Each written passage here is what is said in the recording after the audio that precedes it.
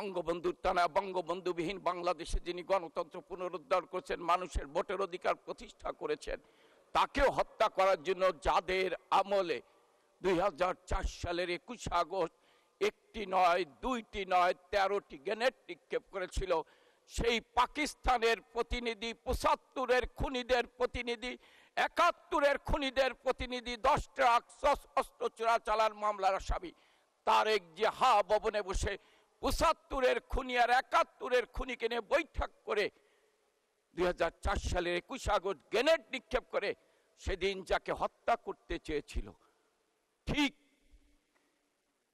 আবার তাকেই 1/11 সরকার গ্রেপ্তার করে হত্যা করার ষড়যন্ত্র করেছিল। মাননীয় স্পিকার, কেন শেখ হাসিনার উপর বারবার আঘাত আসে? কেন বঙ্গবন্ধু পরিবারের উপর বারবার আঘাত আসে?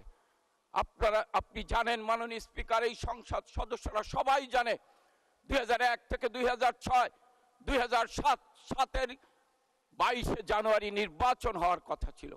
সেই নির্বাচনকে সামনে রেখে খালেদা জিয়ার আজ্ঞাবহনায় তারেক জিয়ার আজ্ঞাবহ আজিজ মার্কা নির্বাচন কমিশন গঠন করে 1,21,00,000 ভোটার করে 150 জন ছাত্র দলের ক্যাডার নিয়োগ দিয়ে যেন তেন প্রকারে নির্বাচন করে তথাকথিত তত্ত্বাবধায়ক সরকারের ছত্রছায়ায় নির্বাচন করতে চেয়েছিল। সেদিন গোটা জাতি গণতন্ত্রের মানুষ কন্যা শেখ হাসিনার নেতৃত্বে ঐক্যবদ্ধ হয়েছিল, কিন্তু তারপরেও ঘৃণা জানাই, ধিক্কার জানাই যারা গণতন্ত্র বলে চিৎকার করে। খালেদা নিজামী বিনা প্রতিদ্বন্দ্বিতায় তার প্রতিদ্বন্দ্বীর সিগনেচারকে জাল করিয়ে বিনা প্রতিদ্বন্দ্বিতায় নির্বাচিত ঘোষণা করেছিলেন। যদিও সেই নির্বাচন টেকে নেই, তাদের ব্যর্থতার কারণে 1/11 সরকার এসেছিল। মাননীয় স্পিকার, 1/11 সরকার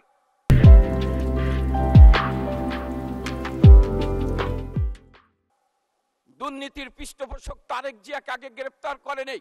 91 সরকার 10টা অস্ত্র চোরাচালান মামলার আসামি তারেক জিয়াকে আগে গ্রেপ্তার করে নেই।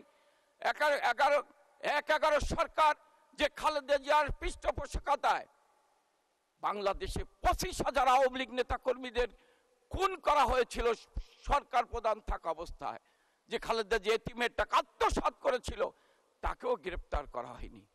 গ্রেপ্তার করা হলো কাকে?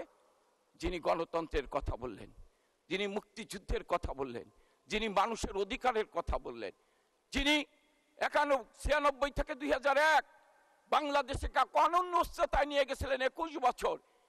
জিয়া এরশাদ খালেদা জিয়া যা দিতে পারেন নাই তিনি তাই দিয়েছিলেন। 6 মাসের ভিতর গঙ্গার পানি চুক্তি করেছিলেন। তাকে গ্রেপ্তার করে তাকে হত্যা করার পরিকল্পনা করা হয়েছিল। কারণ বঙ্গবন্ধুর টানায় জননেত্রী শেখ হাসিনা বাবার মতো কারো কাছে মাথা নত করে না, আর মাথা নত করে না বলেই আজকে বাংলাদেশ বিশ্বের দরবারে মর্যাদাশীল দেশ, উন্নয়নশীল দেশ।